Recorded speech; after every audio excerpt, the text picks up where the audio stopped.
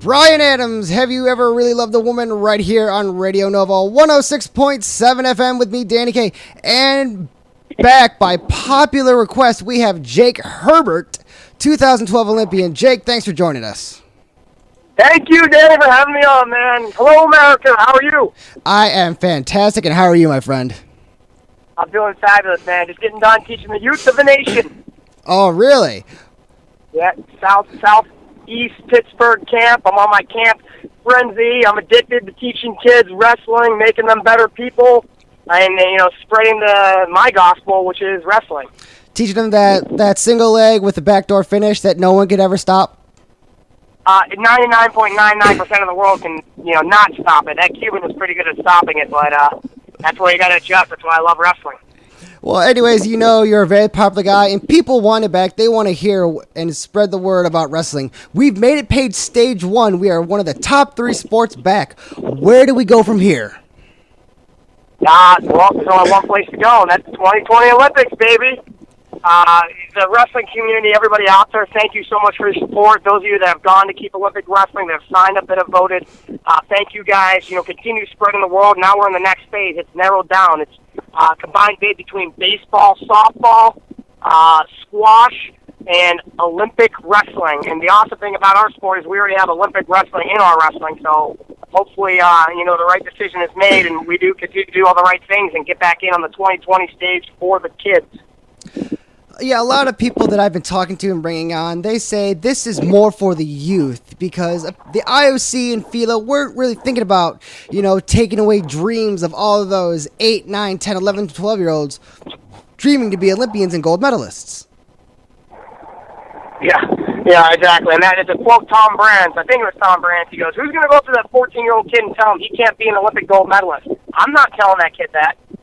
I freaking love the Brandses. Love them, man. And it's true. I mean, it's not about us. It's about our future. It's about our generation. I mean, I don't want to live in a world without wrestling.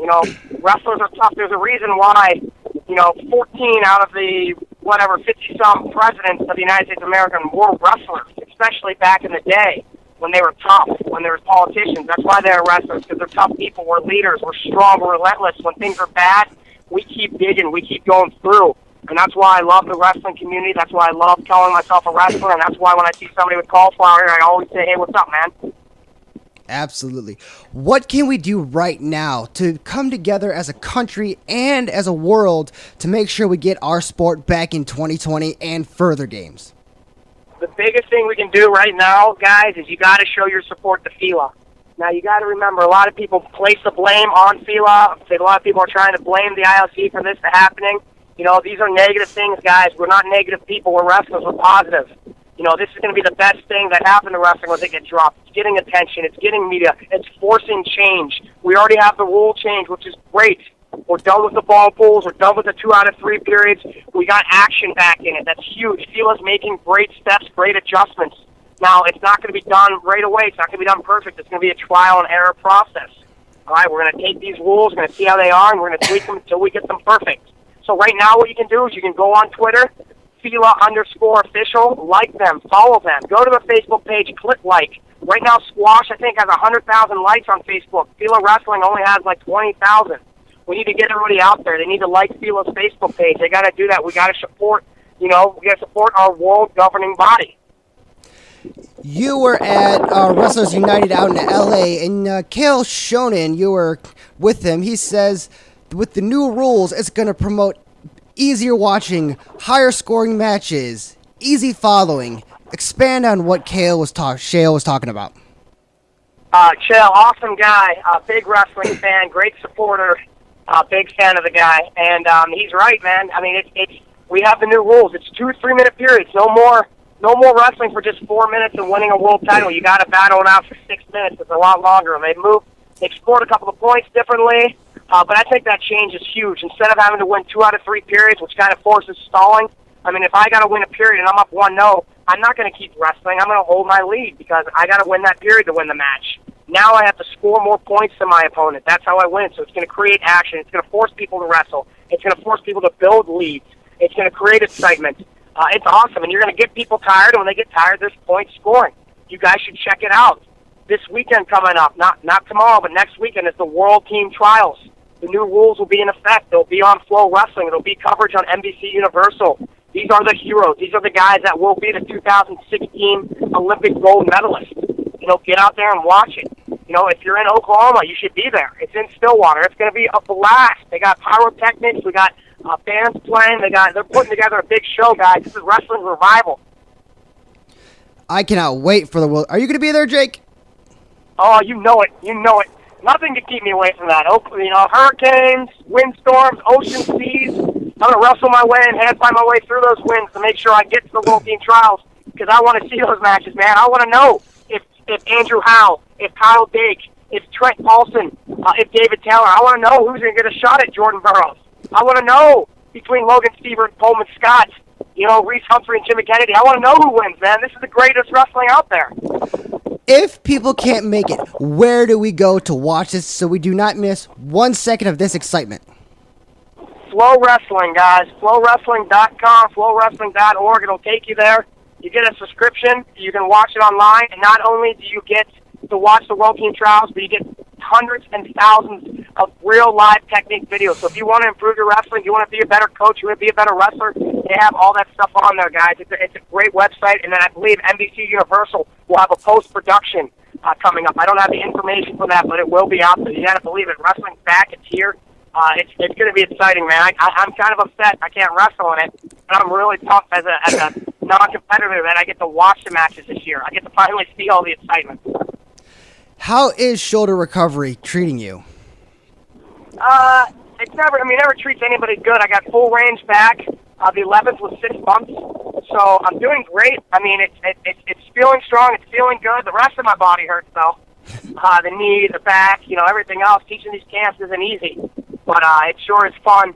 And, I don't know what the future holds, but, man, I'm excited. I'm excited. My body's getting back there. I can do handstands. I can do cartwheels. I can show my moves. I got to figure out how to take over the world. That's step one. Everyone's been emailing me. Are you going to come back when you're fully recovered? Will you make a comeback? I wish I could tell you that. My goal, what I want to do is I'm definitely going to take this year off. I'm going to miss this World Team Trials. I'm going to miss the World Championships. That's fine. I think I'm going to try to do a couple of the fun wrestling. There's that First to 10 Tour AC Wrestling by Tig Moore, which he started. And there's one in Pittsburgh happening, I believe, in September. I'm going to try to wrestle in that. And then there's another one, the Midlands. I would almost think about seeing if I can maybe compete in that this year, do a little folk style coming at me, just to keep my body in shape, to give me something to train for, to really get me ready for it. And then, I'll go from that. I got to listen to the body. The mind wants what the mind wants, but if the body isn't prepared to do it, if I'm not prepared to walk through the gates of fire, I know the dedication. I know what it takes to get to that gold medal stage, to get to the Olympics, and it's a lot of work. And I know I want to do it, but I don't know if my body can go through it, another 3 or 4 years. How many times were you Midlands champion? How many times was I what champion? Midlands, I know, because you wrestled for Northwestern University, which hosted the Midlands champions. How many times did you win that tournament? I believe just 3. I was 3 out of 4. I wrestled in it as a Olympic redshirt year in 2008, like 2 weeks after meniscus surgery. I lost to a wrestler by the name of Jake Varner. I want to say he got lucky, but he ended up being a pretty good wrestler. Jake Varner, who's that? Who's that? So it's not anybody to hang my hat to, but he got me, and that's just the way it happens sometimes. Now, the biggest thing that we're going to come back to the youth. If you could tell the youth one thing right now, what would it be? One thing to what? If you could tell the youth to stay strong, or because I'm an assistant coach, and a lot of these kids are like, well, I don't want to wrestle if I can't compete for a gold medal. Well, tell them, first of all, they only give out 7 gold medals every 4 years. So the goal should be a gold medal, but you don't wrestle for the medal. You wrestle to be the better person. You wrestle because of the journey. My goal was to be an Olympic gold medalist. I didn't get it. Does that make me a failure?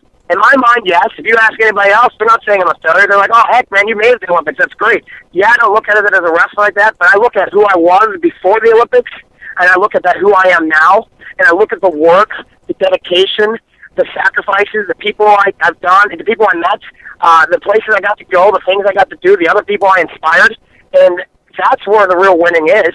You know, I'm 100% different. You know, regular just Jake Herbert is not even half the man that Olympian Jake Herbert is, and he's not just a better wrestler, but he's a better person for the journey. He's a better person for that sacrifice.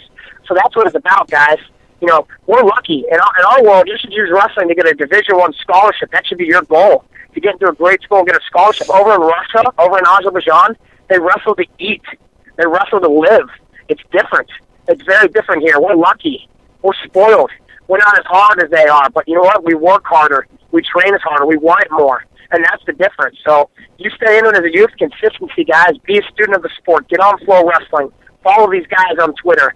Go see what Jordan Burroughs is up to. Say hi to Kyle Dake. Say hi to the Magic Man, David Taylor. They'll get back to you. They're great people. You said in our first interview, wrestling has saved your life and created the man you are today. Expand a little bit more on that, since people have emailed me like, well, what do you mean by that? Well, I wasn't a good person, man. I didn't know who I was. I wasn't doing the right things. I was 13 years old. I was 14 years old. I didn't know who I was. I didn't know what I wanted to do. I didn't know where I was at. I mean, I was getting C's. I was hanging out with the wrong crowd. I wasn't making the right choices. I was still a pretty good wrestler. You know, I took 6th in states, and then all of a sudden here comes Angry Fish Wrestling Club. Ty Moore and Ray Brinzer. They started a freestyle wrestling club, and I'm like, freestyle wrestling? What's that? Oh, it's a different style of wrestling. All right, I'll try it out. 2 or 3 times a week, I start traveling with this team. You know, I start going to different tournaments. I start meeting with guys like Coleman Scott, guys like Phil Davis, guys like Mark McKnight, guys like Jared King, guys like, you know, really cool Matt Storniola, cool guys. And I get out there, and I start getting cheers for throwing kids on their head. I'm like, oh, this is a whole new style. This is awesome. And it made me dedicate myself. It made me, you know, get on the wrestling season more and really improve my wrestling. It took me from being a 6th-place state finisher to a 3rd-place state finisher to a 2nd-place state finisher, then to a champion. And it saved me. You know, I didn't know where I'd be without wrestling. Who knows? You know, I could be dead right now. I could be in jail. I could be something else. I got to take all the wrong things I was doing, and I stopped doing them. I made the choice. I said, I want to be a good wrestler. I want to be a state champion. Well, if I want to be a state champion, I got to make the right decisions. That means doing the right things. That means getting your grades up where you're eligible. That means, you know, making the right choice. That means working out. That means going to bed on time. That means getting your rest. You know, the more you sacrifice now, guys, the more you're going to have time to do fun things later. Believe me, whatever birthday party, whatever Kennywood Day, whatever, you know, party you miss, there's going to be another party. Trust me, there will always be another party. Yeah, even though it's the biggest, most fun one of the year, if going to that party means more to you than winning that state title, then you don't really want to win that state title. You know, that's just what it comes down to. I promise you there will always be another party. I'm 28. I'm not retired. I'm semi-retired. But believe me, there's a lot of people inviting me to parties right now, and it's a lot more fun to go as an Olympian, to go and celebrate, than there is to just party. One thing that I really wanted to ask you, what does it mean to you to be an Olympian, to represent the United States in the Olympics at the grandest stage of them all? Well, it's great. It's an honor. And like I said, it's a lifelong honor. You know, the Olympic motto is once an Olympian, always an Olympian. Never present, never past. So I know no matter where I go, no matter what I'm doing, I have that American flag branded on me. Yeah, it's the greatest thing in the world. It's there's nothing else like it, nothing else that ever compare it. It's so great to have that title. It's like getting your doctorate, you know. Dr. Olympian Jake Herbert, that'd be cool. I think I know what I want to do now. I'm going to be a doctor. The only thing I can make We had one of your teammates, Jared Furr, almost miss his child's birth to represent the country. What does that tell you? That's dedication right there. He was all set up, ready to watch it via Skype. He was really pumped, and he was going to invite all of us. And I was like, "Hey, man, I saw knocked up. That was enough for me. I don't want to see that happening anymore." You know, it's I'm sure that's a beautiful thing. I'm sure it is, but I'm good. You know, I don't need to see that. But I mean, that's dedication.